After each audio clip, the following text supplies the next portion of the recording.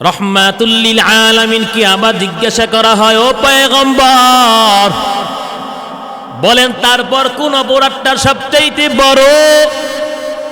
মায়ার নবী রহমাতুল লিল আলামিন বললেন 3 নাম্বার সবচাইতে বড় গুনাহ হলো বিবাহিত একটা যুবক, বিবাহিত একজন পুরুষ প্রতিবেশীর স্ত্রীর সাথে জিনা ব্যভিচারে লিপ্ত হয়ে যাওয়া।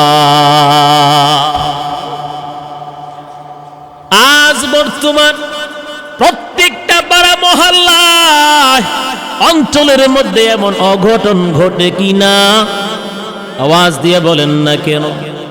বলেন, প্রত্যেকটা পাড়া মহল্লায় অঞ্চলে এমন অঘটন ঘটে কিনা? স্বামী বিদেশের জমিনে জীবন তেজপাতা কইরা লক্ষ লক্ষ টাকা পাঠায় বিভিন্ন নামে অ্যাকাউন্ট, আর এই বিবি কত বড় গাদ্দার, সারা জীবন স্বামীর খাইয়া আর স্বামীরে কয় তুমি দেশে আসবে না, বিদেশেই থাকো।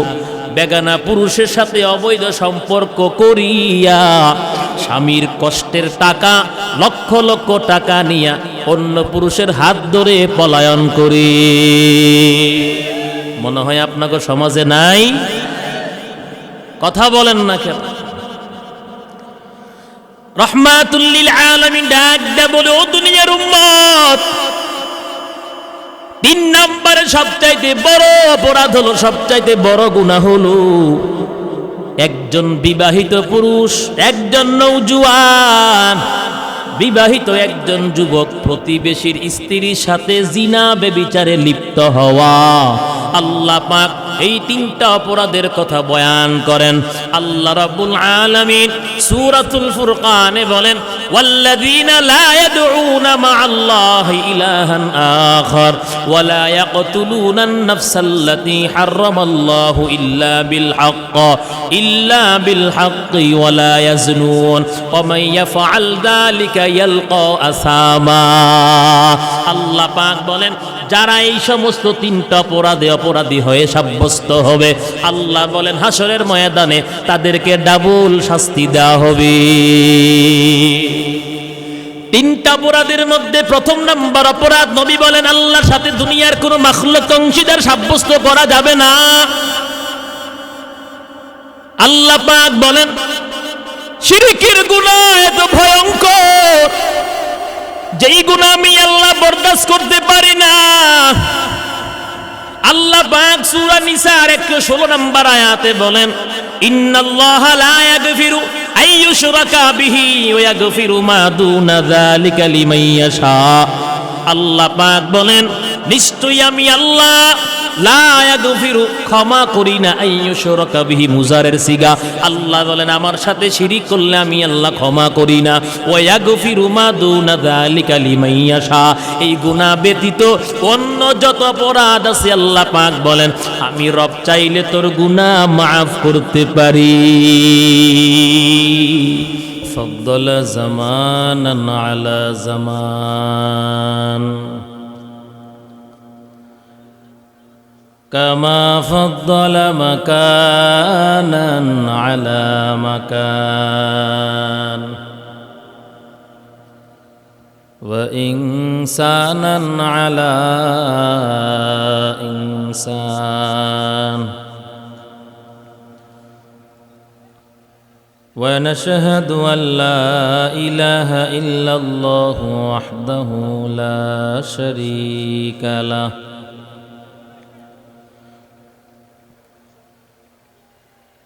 ونشهد أن سيدنا وسندنا وحبيبنا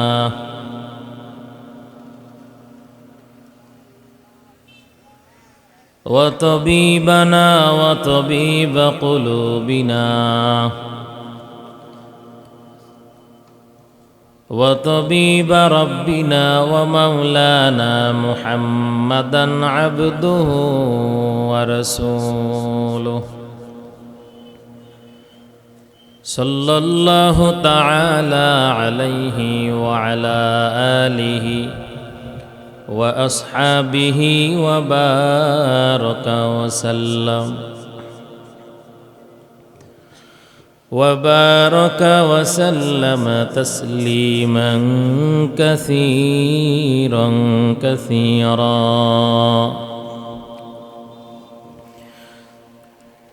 الذي أرسله الله تعالى بالحق بشيرا ونذيرا وداعيا إلى الله بإذنه وسراجا منيرا. أما بعد فأعوذ بالله من الشيطان الرجيم.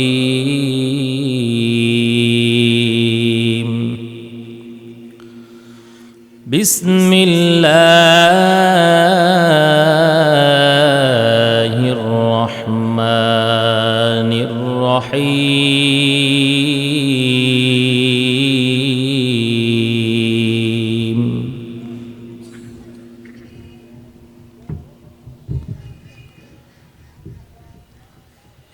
إن الله لا يغفر أن يشرك به شيئا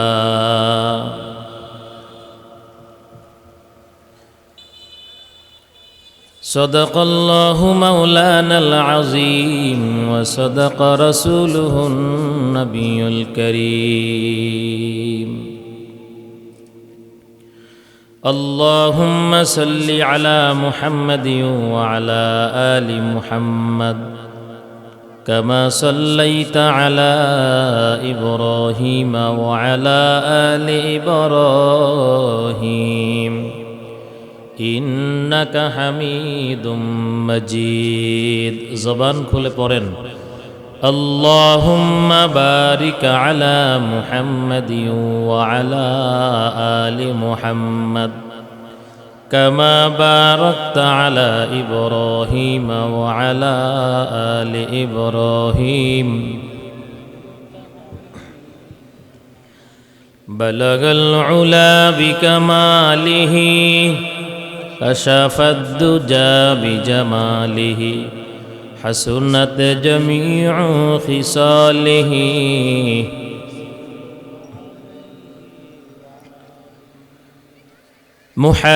محمد کی نشانہ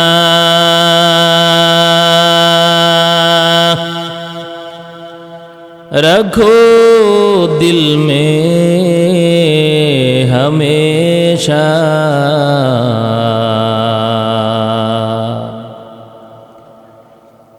محمد کی نشانہ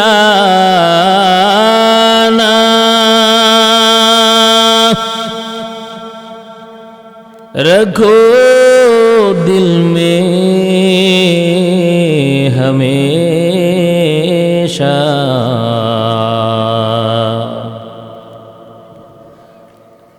تاکہ شفیع مرد کمال امت مصطفیٰ بلغ العلا بکمالہ کشف الدجى بجمالہ حسنت جميع خصاله.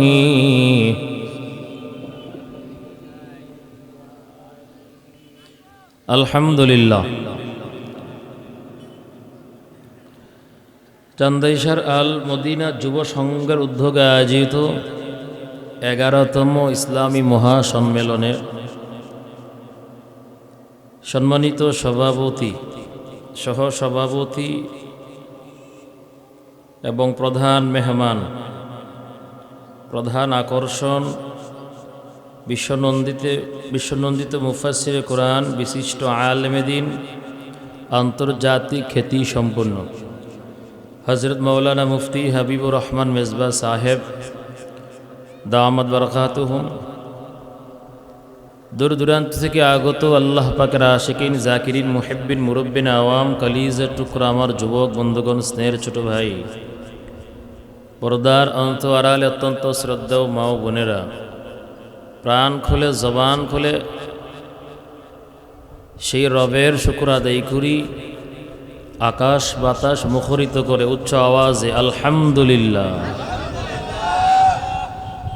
লক্ষ কোটি দুরুদ সালাম আকা নামদার তাজদার মদিনা সরওয়ারে দো আলম নবী মুহাম্মদ রাসূলুল্লাহি উচ্চ আওয়াজে পড়ি সাল্লাল্লাহু। সময় সংক্ষিপ্ত, মুখতাসার কথা হবে, আর মাইকের আওয়াজ যতটুকু যাচ্ছে মেহেরবানি করে, যেহেতু আল মদিনা যুব সমাজের উদ্যোগে আজকের এই বাৎসরিক ইসলামী মহাসম্মেলন, আমি আমার প্রত্যেকটা মুরব্বী বাবা, যুবক ভাই, কিশোর ভাই এবং আশেপাশে মাদ্রাসার ওলামায়ে কেরাম, ছাত্রবৃন্দ, মেহেরবানি করে, যেহেতু বিশাল বড় একটা আয়োজন, অতএব আবহাওয়ার কারণে হয়তো আয়োজকদের মনোভাব একটু নষ্ট হয়ে গেছে, এটা স্বাভাবিক। অতএব এরপরও আমরা যদি ঘরে বসে না থেকে ময়দানে চলে আসি, হতে পারে আল্লাহ পাক এই বসাটা কবুল করে নাজাতের ফয়সালা করে দিতে পারেন, ঠিক না বেঠিক? আমি আপনাদের সামনে মহাগ্রন্থ আল কোরআনুল কারীমের সূরা নিসার 116 নম্বর আয়াত তেলাওয়াত করেছি। আল্লাহ রাব্বুল আলামিনের দরবারে তৌফিক কামনা করি, তেলাওয়াতকৃত আয়াত থেকে আল্লাহ যেন এই জবান দিয়ে মূল্যবান কিছু নসিহত বের করে, যেগুলো শ্রবণ করে আমল করতে পারলে দুনিয়া এবং আখিরাতে কামিয়াব হব। উচ্চ আওয়াজে পড়ি আমিন।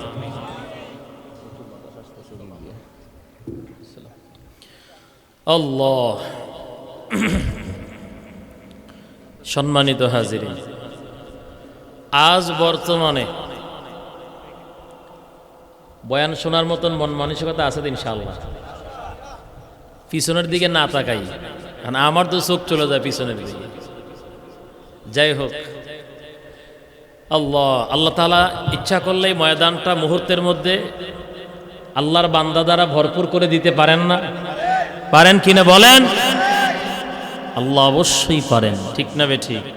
তিনি যদি বলেন কোন, সাথে সাথে ফায়াকুন বলার আগেই কি হয়ে যাবে। মেহেরবানি করে মুরব্বী বাবারা সবাই ময়দানে চলে আসেন, যুবক ভাইরা, কিশোররা ময়দানে চলে আসেন। আজ বর্তমানে আমাদের সমাজ, অঞ্চল, এলাকা, দেশ শিরিক এবং বেদাআতে ভরপুর। যে শিরিক এবং বেদাআতের করুণ পরিণতি, যারা আমরা ভালো আছি আমরাও শিকারের আওতায়, কথা বলেন ঠিক না বেঠিক? এমন এক অবস্থা, হক্কানি ওলামায়ে কেরামদেরকে মানুষ নিজেদের দুশ্মন মনে করে, শত্রু মনে করে, ঠিক না? আর যারা স্বার্থপর এই জমিনের মধ্যে, যারা স্বার্থপর বাতিলপন্থী মৌলবী, যারা হককে লুকায়া রাখে, যারা মিথ্যাটাকে প্রচার প্রসার করে, নিজের পেটের ধান্দা করে, মানুষের কাছ থেকে 2 পয়সা উপার্জন করার মতন রবিউল আউয়াল মাস আসলে, শবে মেরাজ, শবে বরাতের রাত্রে হালুয়া রুটি খাওয়ার জন্য, তুষা সিন্নি খাওয়ার জন্য ফতুয়া সারে, আসে না নাই?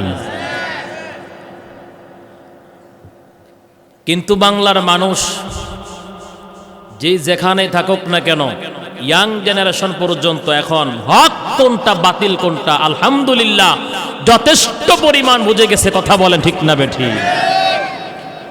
ওরা আগের মতন এখন আর যাত্রার প্যান্ডেলে যায় না, যুবকরা কিশোররা আগের মতো এখন আর আউল বাউল মমতাজের মতন যত বড় শিল্পী আসুক না কেন, যত ফালতু শিল্পীরা আসুক না কেন, ওদের মঞ্চে ওদের স্টেজে দৌড়ায় যায় না, কথা কোন ঠিক না বেঠি? আগের দিন বাগে খেয়ে ফেলছে, আগের দিন যথেষ্ট পরিমাণ বাংলাদেশের প্রত্যেকটা আনাচে কানাচের আম সাধারণ জনতা কোরআনের মাহফিল শুনতে চায়, কোরআনের তাফসীর শুনতে চায়, কোরআনের বয়ান শুনতে চায়। আল্লাহ পাক আমাদের সবাইকে এই ময়দানে কবুল করুক, আমিন। ওলামায়ে কারাম যারা আসছেন,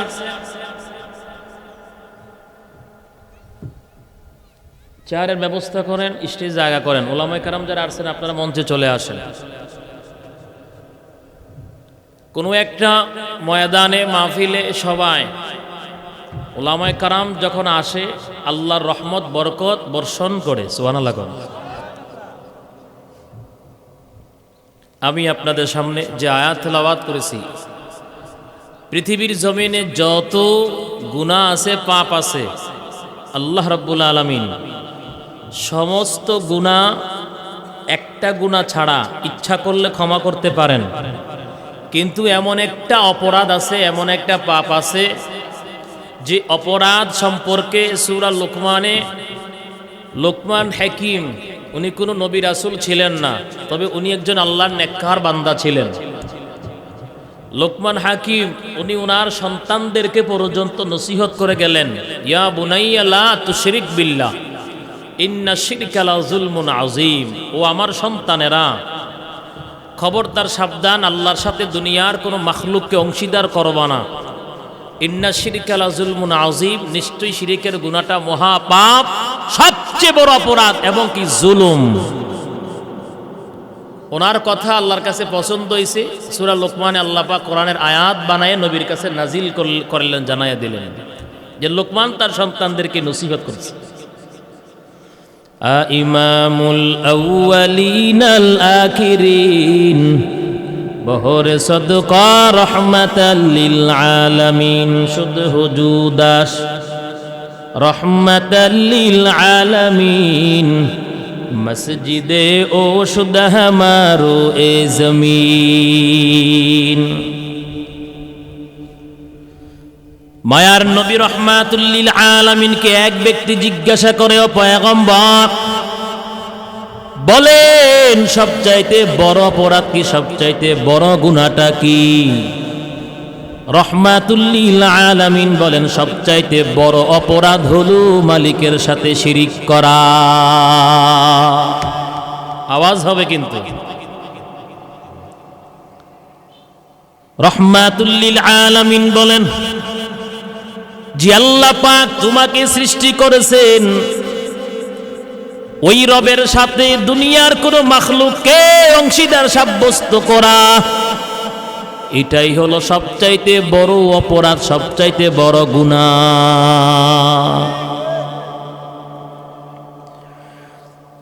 রহমাতুল লিল আলামিনকে আবার প্রশ্ন করা হয়, ও পয়গম্বর তারপর কোন অপরাধ সবচাইতে বড় গুনাহ? রহমাতুল লিল আলামিন বলেন, তারপরে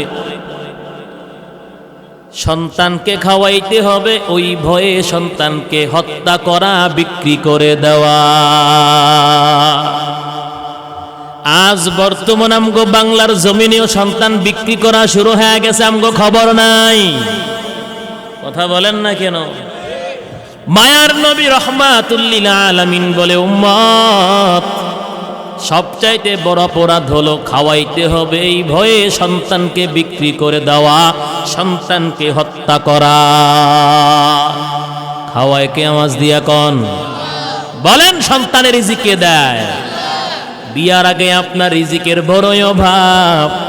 যখন আল্লাহর বান্দা শরীয়ত সম্মত বিয়ে করেছেন, নামাজ পড়েন, আল্লাহ পাক এখন আগে দিতেন একজনের রিজিক, এখন আল্লাহ পাক দুইজনের রিজিকের ব্যবস্থা করে দিলেন। কথা কন না? আল্লাহ পাক বলেন, দুনিয়ার মানুষ, আমি বলি না যে তোমরা আমারে খাওয়াও, কারণ আল্লাহ পাক নিজেই বলেন, ইন্নাল্লাহা হুয়ার رزاق ذو القوة المتين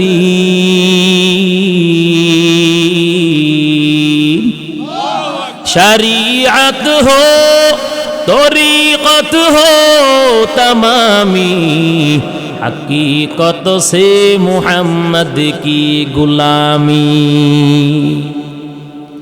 মায়ার নবী রহমাতুল লিল আলামিন ডাক দেয়া বলে সবচাইতে বড় অপরাধ এই জমিনের মধ্যে সন্তানকে খাওয়াইতে হবে এই ভয় করিয়া সন্তানকে বিক্রি করা হত্যা করা জীবনও কোনোদিন এই কথা বলা যাবে না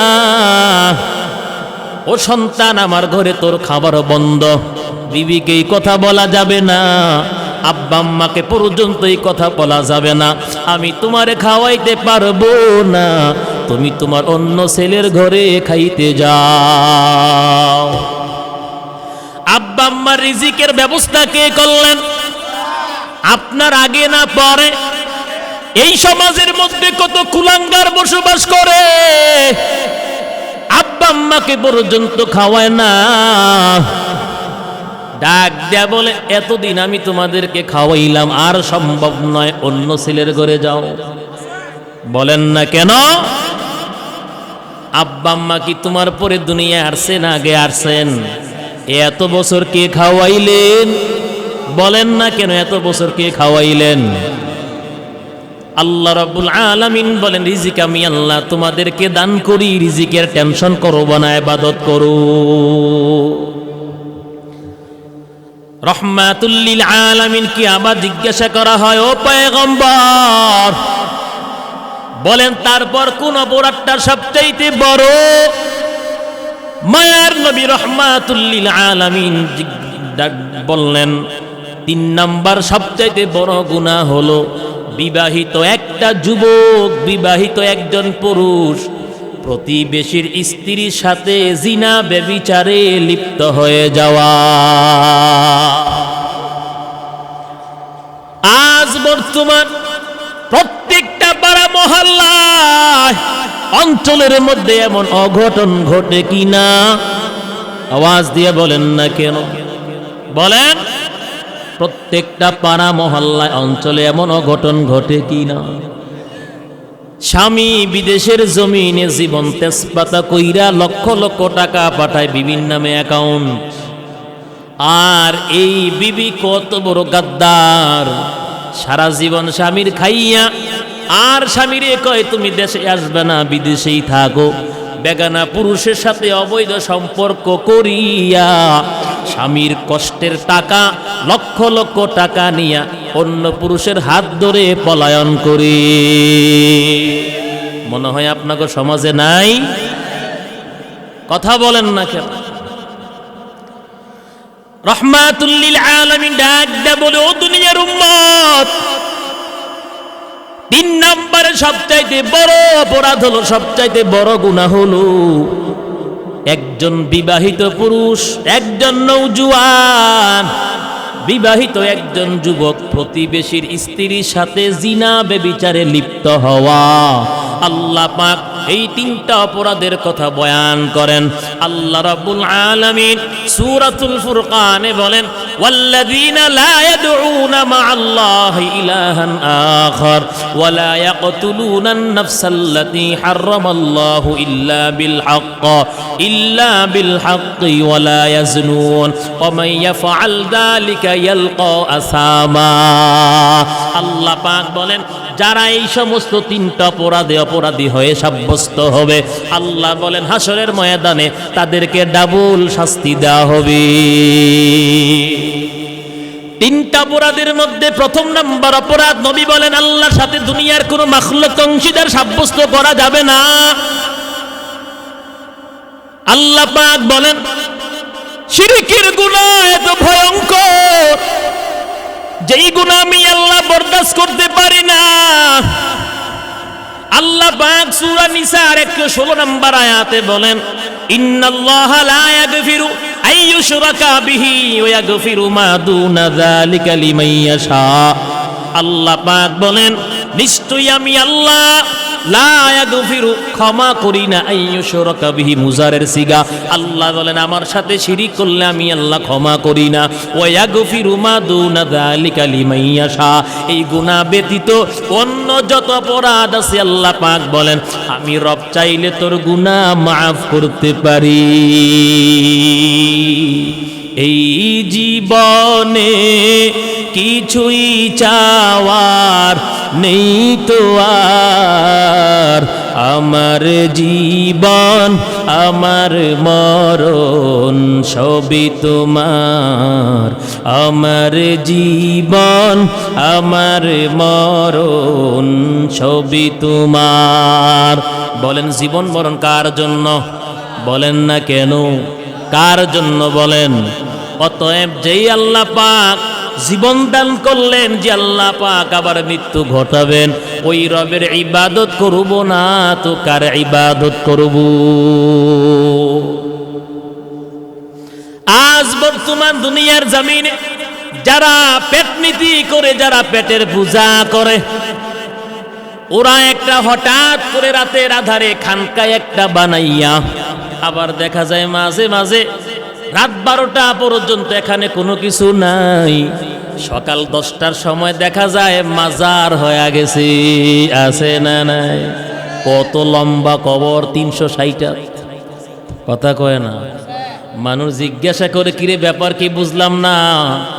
গতকালকে বিকালে দেখলাম এই জায়গায় 4টা গরু বেঁধে রাখছে। মাজার হইল কেমনে? কই 4টা গরু একসাথে মারা গেছে, গরু সারা মাজার। কথা কয়। আর তারা একটা সাইনবোর্ড টানায় আছে না নাই? নবীর উম্মত এই বাংলার জমিনে প্রত্যেকটা বিভাগে, প্রত্যেকটা জেলায়, প্রত্যেকটা থানায় থানায় কিছু মাজার আছে, যেই সমস্ত মাজারগুলোর মধ্যে 24 ঘন্টা শিরিকের মতন বড় জঘন্যতম অপরাধ হয়ে যায়। শিরিকের মতন বড় বড় অপরাধ ওই মাজারগুলোর মধ্যে হয়। বিড়ি থেকে শুরু করে গাঁজা পর্যন্ত টানে। কথা কোন ঠিক না বেঠিক? এই বলেন না কেন? কি মিথ্যা বলতেছি নাকি ভাই? বলেন। নবীর উম্মতের দাঁত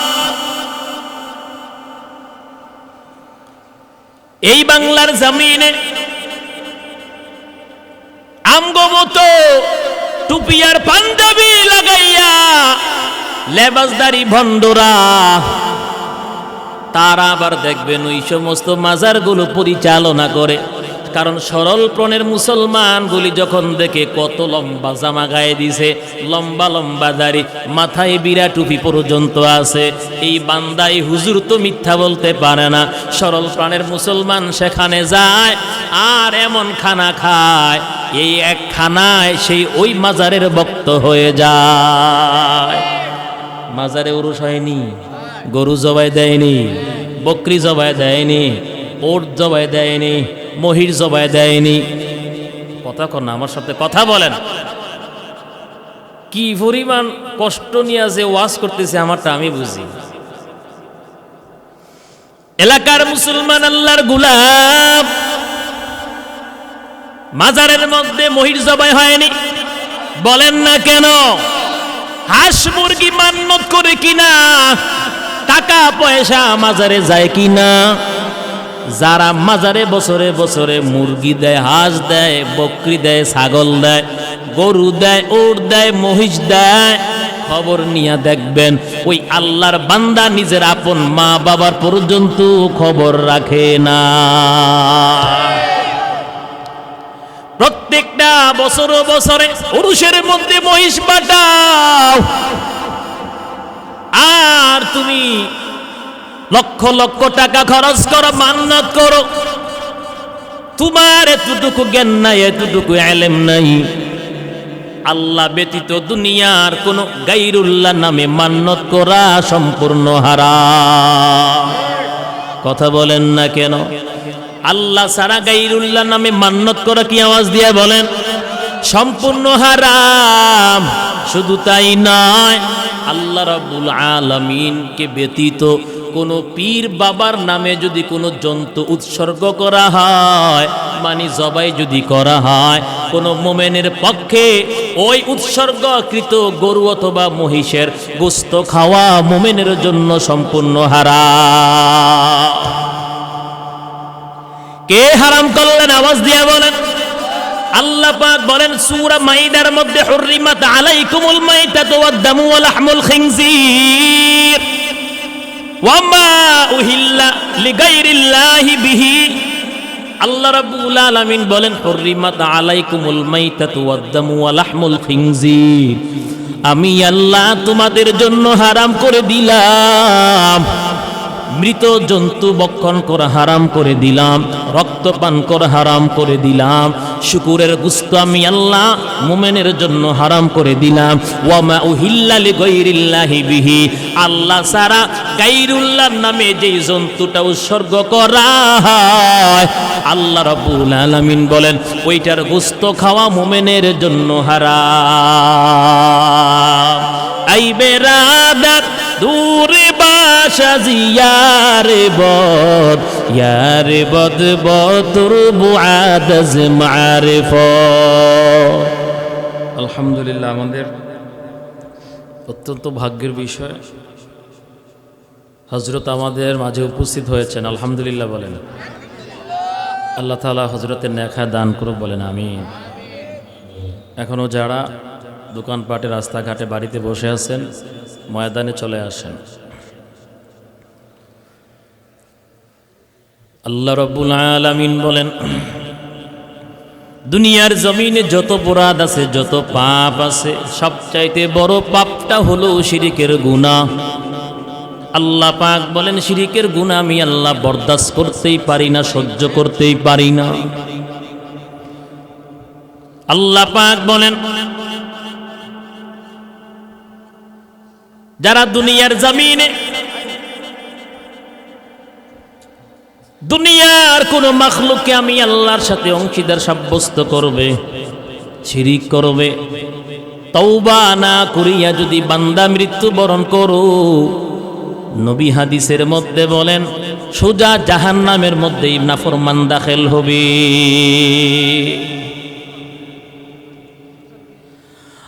নবীর উম্মতের দান আল্লাহ রাব্বুল আলামিন বলেন দুনিয়ার জমিনে যারা শিরকের গুনাহ নিয়ে অন্ধকার কবরে যাবে, মুশরিক হয়ে মৃত্যুবরণ করলো, আল্লাহ পাক বলেন সে কখনো আর জীবনে কোনোদিন আল্লাহ পাক বলেন জান্নাতের সুঘ্রাণ পর্যন্ত পাবে না। বলে কেন? কারণ যে শিরিক করে তার ঈমান চলে যায়, সে মুশরিক হয়ে যায়। অতএব খবরদার, সাবধান, আল্লাহ ব্যতীত দুনিয়ার কোন গায়রুল্লাহ নামে, মাখলুকের নামে মান্নত চলবে না। আর আমগো বাংলার জমিনে ফির ব্যবসাটা খুব জমা জমছে, কথা কোন ঠিক না বেঠে? এই বাংলার মুসলমান আগের মতো এখন আর অজ্ঞ না। এই বাংলার মুসলমান এখন অনেক কিছু বুঝতে শিখেছে, অনেক কিছু জানে, অনেক কিছু বুঝে।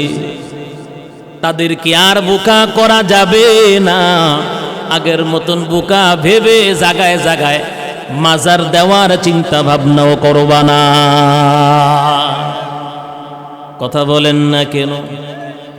আল্লাহ পাক বলেন এই দুনিয়ার জমিনে যারা আমি আল্লাহর সাথে শিরিক করবে, আল্লাহ পাক জান্নাতটা পর্যন্ত তার জন্য হারাম করে দেয়। আল্লাহ পাক বলেন জান্নাতটা আমি আল্লাহ শিরিককারীদের জন্য হারাম করে দিলাম। ওয়া মাওয়াহুন নার ওয়া মা লিয-যালিমিনা মিন আনসার।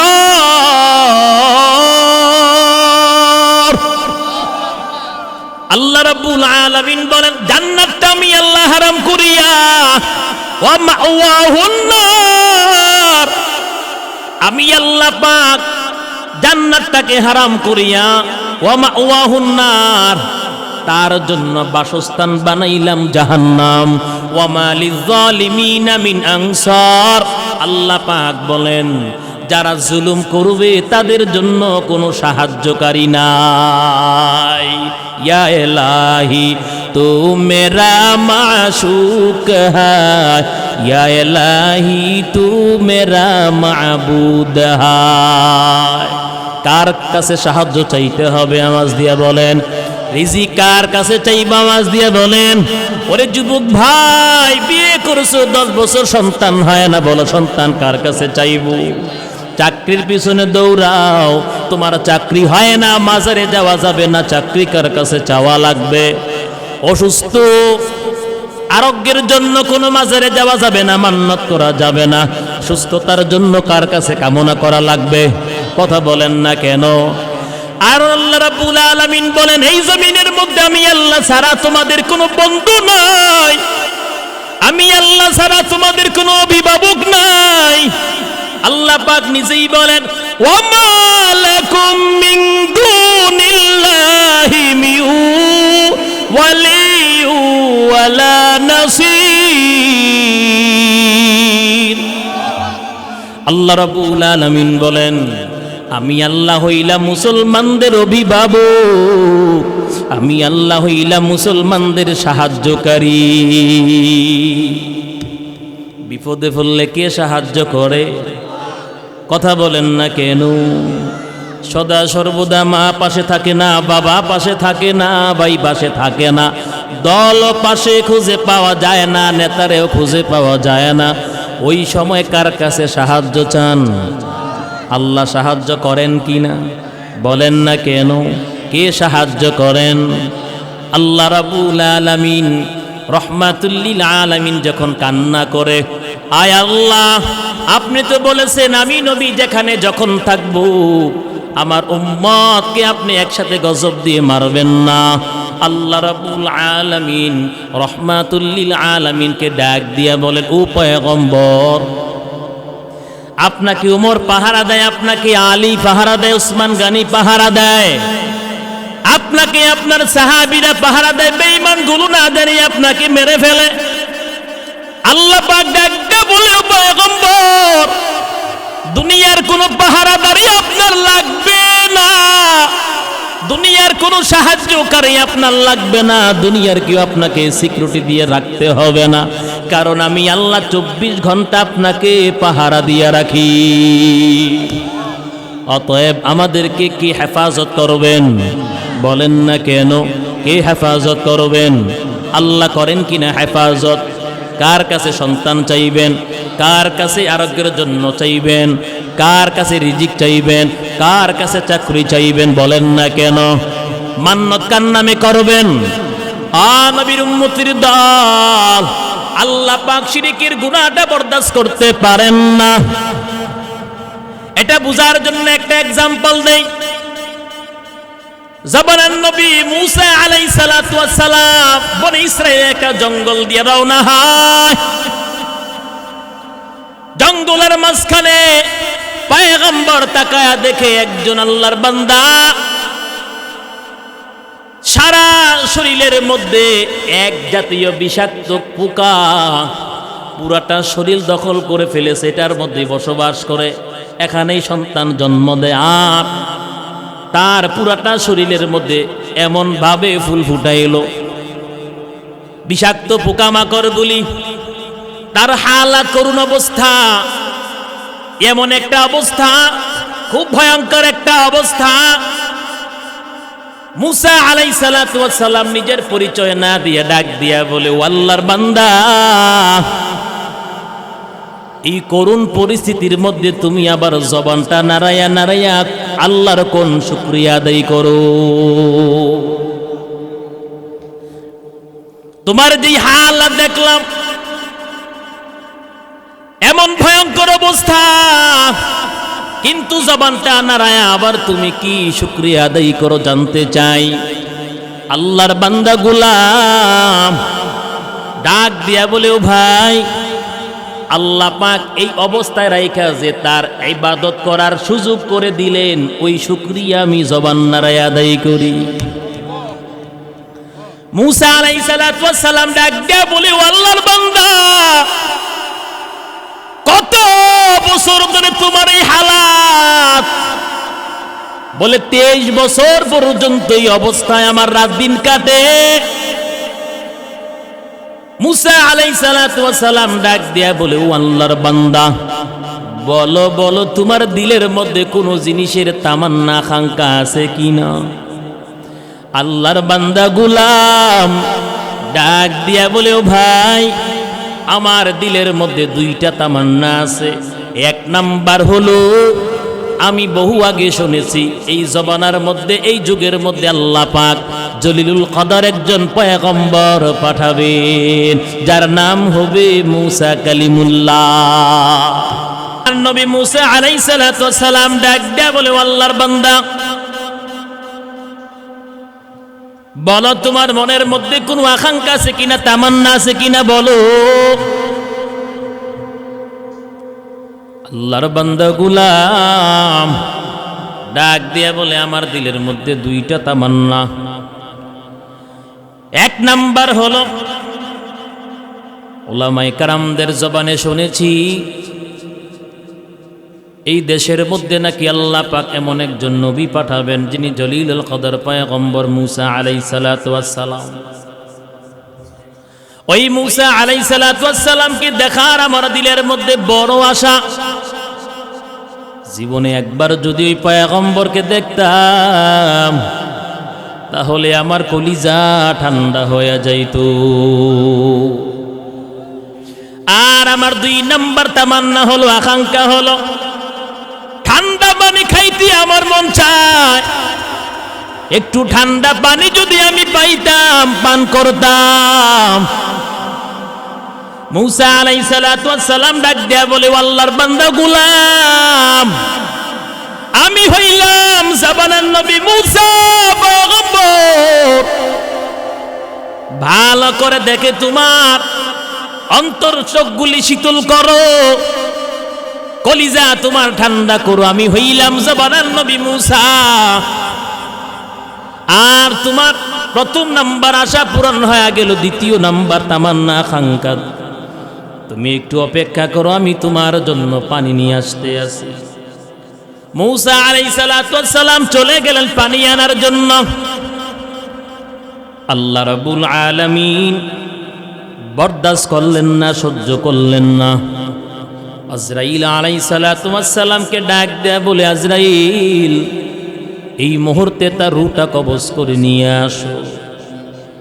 আজরাইল আলাইহিস সালাতু ওয়াস সালাম ওই বান্দার রূহটা যখন কবজ করলেন, জানটা যখন কবজ করে নিয়ে আসলেন, মুসা আলাইহিস সালাতু ওয়াস সালাম হাতের মধ্যে পানি নিয়ে আইসা দেখে জঙ্গল আর হিংস্র প্রাণীরা তার পুরাটা দেহকে ছিন্ন বিচ্ছিন্ন করে খাচ্ছে।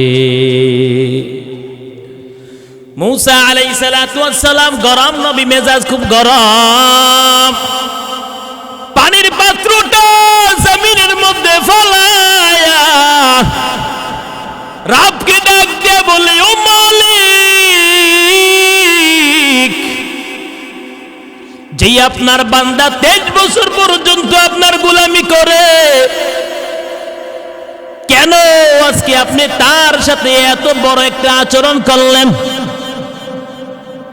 ওই বান্দা তো এই করুণ পরিণতির মধ্যে আপনারে ভুলে নাই। 24 ঘন্টা আপনার জিকির করতো, আপনার ডাকতো,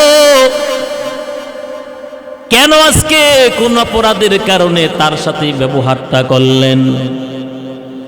আল্লাহ পাক ডাক দেয়া বলে, ও পয়গম্বর, দীর্ঘ 23 বছর পর্যন্ত আমি আমার এই বান্দারে খাওয়াই, পানীয় খাওয়াই, আমি আল্লাহ আমার এই বান্দারে বাঁচাইয়া রাখলাম, যদিও হালাতটা একটু ভিন্ন।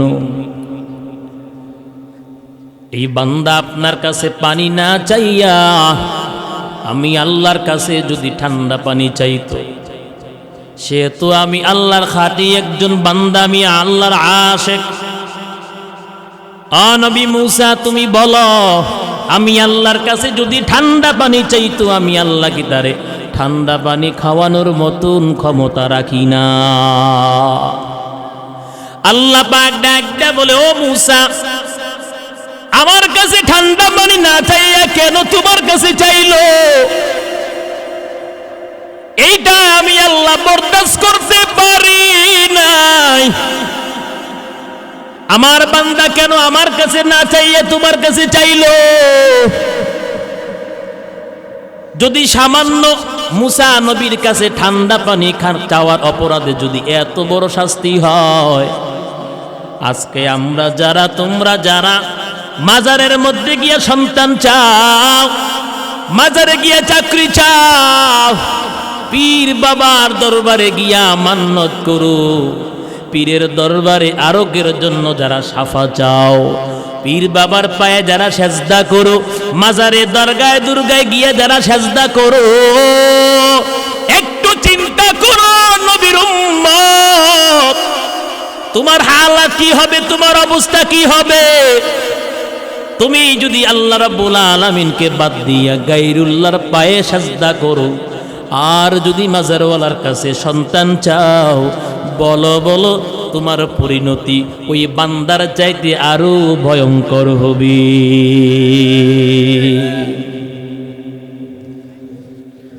অতএব খবরদার, সাবধান। যে আল্লাহ রাব্বুল আলামিন আমাকে আপনাকে বানাইলেন, জলে স্থলে আল্লাহ পাক কত হাজার হাজার আইটেমের মাখলুক সৃষ্টি করেছেন।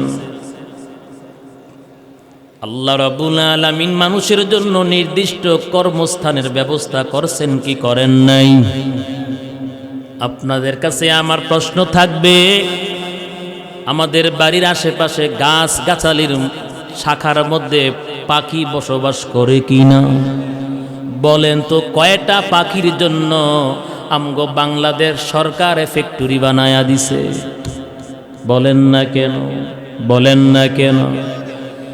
আপনাদের বাড়ির পাশে ছোট ছোট জঙ্গলের মধ্যে বন্য প্রাণী থাকে কিনা, বসবাস করে কিনা?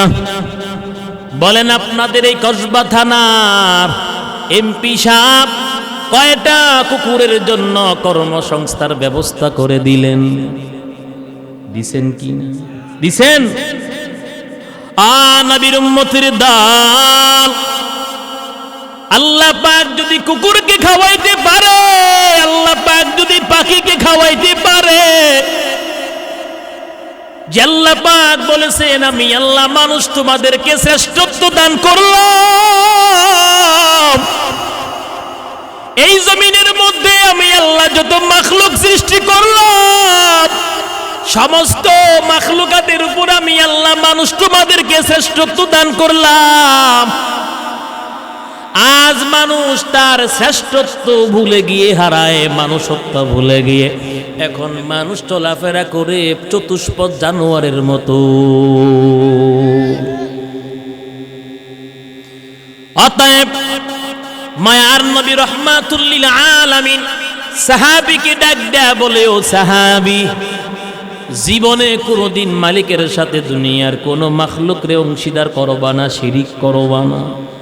যদি তোমারে আগুনে পুরাইয়া দেওয়া হয়, যদি তোমাকে দ্বিখণ্ডিত করা হয়, তারপরেও আল্লাহর সাথে দুনিয়ার কোনো মাখলুককে শিরিক করবা না। কারণ শিরিকের গুনাহটা হলো সবচাইতে মারাত্মক, সবচাইতে কঠিন একটা গুনাহ, অপরাধ, বড় একটা জুলুম। নবীর উম্মত, আল্লাহ পাক বলেন ওয়াবুদুল্লাহ ওয়া লা তুশরিকু বিহি শাইআ, একমাত্র আমি আল্লাহর ইবাদত করো, আর আমার সাথে দুনিয়ার কোনো বস্তুকে অংশীদার সাব্যস্ত করবা না।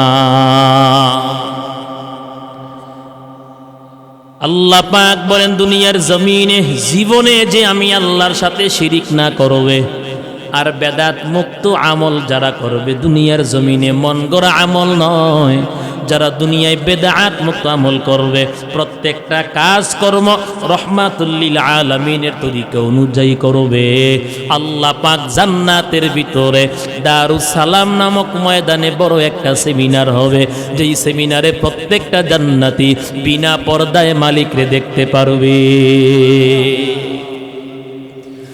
আল্লাহ পাক বলেন এই জমিনের মধ্যে যারা শিরিক করবে, বিদআত করবে, জান্নাতে তো তাদের কোনো জায়গা নাই। বিদআত যারা করবে, মন করা যারা ইসলামের মধ্যে যারা কিছু আমল ঢুকায়া দিবে, আমল করবে, এমন কিছু কাজ রহমাতুল লিল আলামিন যে কাজগুলো করেন নাই, এমন কিছু আমল যে আমল সাহাবায়ে কেরামও করে নাই, মায়ার নবী রহমাতুল লিল আলামিন বলেন তারা হাউজে কাউসারের পানিও পান করতে পারবে না। আল্লাহ রাব্বুল আলামিন বিচার আচারের পর জান্নাতি যারা, সমস্ত জান্নাতীদেরকে বলবে যাও দারুস সালাম নামক ময়দানে চলে যাও।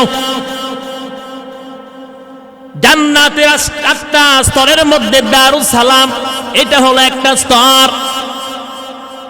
সমস্ত জান্নাতীদেরকে আল্লাহ পাক ডাক দিয়ে বলবে, ও জান্নাতীরা যাও যাও দারুস সালাম নামক ময়দানে চলে যাও।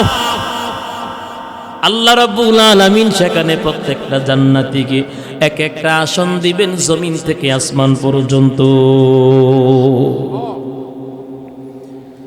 শুধু তাই নয়, আল্লাহ এবং তার বান্দাদের মাঝখানে কোনো পর্দা থাকবে না। সেদিন একটা সেমিনার হবে, একটা সমাবেশ হবে।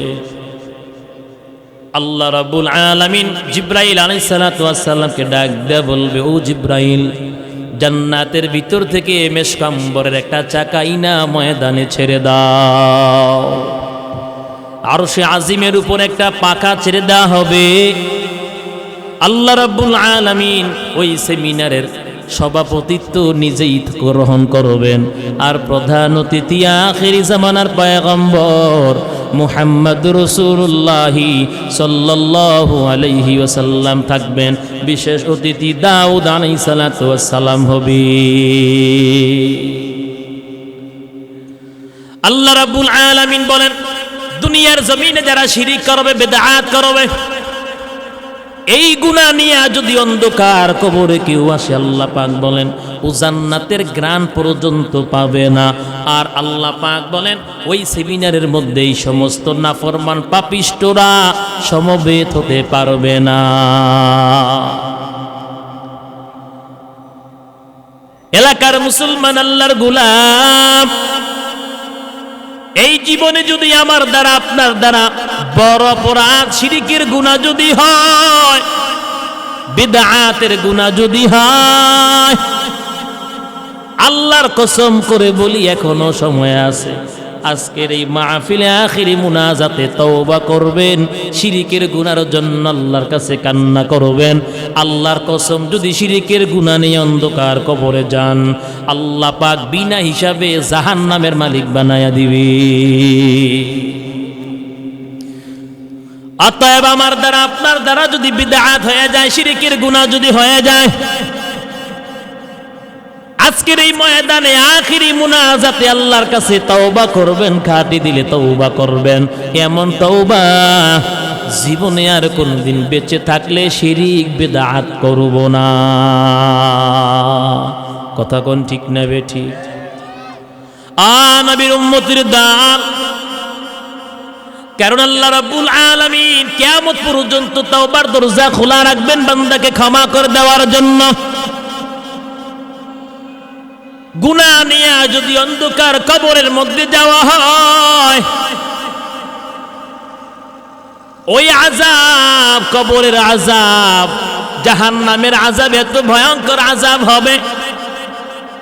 আল্লাহ পাক সূরাতুল ফুরকানের মধ্যে বলেন, ওয়াল্লাযীনা ইয়াকুলুনা রাব্বানা ইসরিফ আন্না আযাবা জাহান্নাম ইন্না আযাবাহা কানা গরামা। আল্লাহ রাব্বুল আলামিন বলেন, এই জমিনের মধ্যে আমি আল্লাহর কিছু প্রিয় বান্দা আছে, যেই প্রিয় বান্দাগুলো আমি আল্লাহর কাছে জাহান্নামের আযাব থেকে মুক্তি চাই আর কান্না করে। ইন্না আযাবাহা কানা গরামা, কারণ নিশ্চয়ই জাহান্নামের আযাব বড় ভয়ঙ্কর, ধ্বংসাত্মক, মারাত্মক আযাব। এই জন্য যারা আল্লাহ পাকের মোমেন বান্দা, স্পেশাল বান্দা, প্রিয় বান্দা, ওই বান্দা বান্দিগুলো জাহান্নামের আযাব থেকে রবের কাছে সর্বদা পানা চায়, মুক্তি চায়। কারণ জাহান্নামটা এমন একটা স্থান, ইন্নাহা সাআত মুস্তাকাররা ওয়া মুকামা। জাহান্নামটা যদিও আশ্রয় একটা স্থল, কিন্তু এটা নিকৃষ্ট একটা আশ্রয়স্থল। এলাকার মুসলমান আল্লাহর গোলাম, এই দুনিয়ার জমিনে শীতটা যদি একটু বেশি হয় সহ্য করতে পারি না, গরমটা যদি একটু বেশি হয় সহ্য করতে পারি না। আল্লাহ রাব্বুল আলামিন এমন আযাব নাফরমানদের জন্য রেডি রাখছেন। আল্লাহ পাক বলেন, প্রত্যেকটা নাফরমানের গায়ের চামড়াগুলি আমি আল্লাহ 42 গজ মোটা করে বানায়া দেব। বলে কেন? ভালো করে যেন আযাবটা তারে গ্রাস করতে পারে, ধরতে পারে, তার গায়ের মধ্যে যেন ভালো করে আযাবটা লাগে, আগুনটা লাগে। এই জন্য প্রত্যেকটা নাফরমানের গায়ের চামড়া আমি আল্লাহ 42 গজ মোটা বানায়া দেব। নবীর উম্মতের দাল, আজ বর্তমান বিদআতের গুনাহ, শিরকের গুনাহ, জিনার গুনাহ, সুদের গুনাহ, ঘুষের গুনাহ নিয়ে যদি অন্ধকার কবরে রওনা হয়, কবর থেকে আযাব শুরু হয়ে যাবে, হাসরের ময়দান পর্যন্ত আযাব চলবে। তবে আল্লাহ রাব্বুল আলামিন কত বড় দয়ালু, তার বান্দার প্রতি আল্লাহ পাক কত বড় দয়ালু। আজকে অনেকে মনে করেন আল্লাহ পাক তার শত্রু হয়ে গেছে, এই জন্য মসজিদে যায় না, মন্দিরে দৌড়ায়, ওয়াজের প্যান্ডেলে যায় না, যাত্রার প্যান্ডেলে দৌড়ায়। আছে না নাই? অনেকেই মনে করে আল্লাহ নাকি তার শত্রু হয়ে গেছে। আল্লাহর কসম করে বলি না, দুনিয়ার সমস্ত মানুষ তোমার দুশ্মন হতে পারে, আল্লাহ পাক দুনিয়া এবং আখিরাতে তোমার বন্ধু থাকবে। কথা কোন ঠিক না বেটি? প্যারে হাজিরিন, যেহেতু আমাদের আজকের প্রধান আকর্ষণ নন্দিত মুফাসসিরে কোরআন, আন্তর্জাতিক খ্যাতি সম্পন্ন বাংলার আলোর সৃষ্টিকারী হযরতুল আল্লাম হযরত মাওলানা মুফতি হাবিবুর রহমান মেজবা সাহেব দামাত বরকাতুহু, নারে তাকবীর। মুফতি হাবিবুর রহমান মেজবা সাহেবের আগমন চান্দেরাবাসীর পক্ষ থেকে, মদিনা যুব সমাজের পক্ষ থেকে নারে তাকবীর। আল্লাহ রাব্বুল আলামিন আজকের এই ময়দানটা কবুল করুক, বলেন আমিন। যারা এখনো বাহিরে আছেন ময়দানে চলে আসেন। আমাদের প্রধান আকর্ষণ ইনশাআল্লাহ এখন স্টেজ চলে আসছেন, বয়ান শুরু করবেন। অতএব এখনো যারা বাড়িতে বসে আছেন সবাই ময়দানে চলে আসেন। আল্লাহ পাক আমাদের জিন্দেগিটা শিরক মুক্ত জিন্দেগি দান করুক, না আমিন। আল্লাহ পাক বেদাত মুক্ত জিন্দেগি দান করুক, বলেন আমিন। আল্লাহ তাআলা আমাদেরকে বড় বড় অপরাধ থেকে, গুনাহ থেকে হেফাজত করুক, বলেন আমিন।